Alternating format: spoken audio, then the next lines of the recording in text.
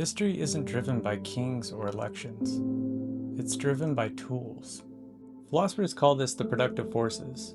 Here's how it works. We invent new tech, like the steam engine, but then we try to use it inside the old rulebook, like feudalism.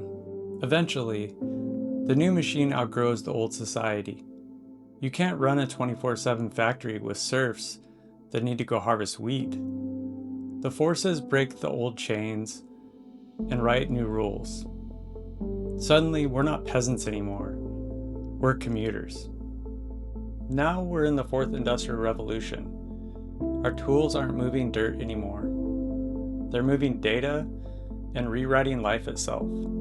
This force will reshape history again. The only question is, will we use it to build digital feudalism or a world without scarcity? The engine is running. Who's driving?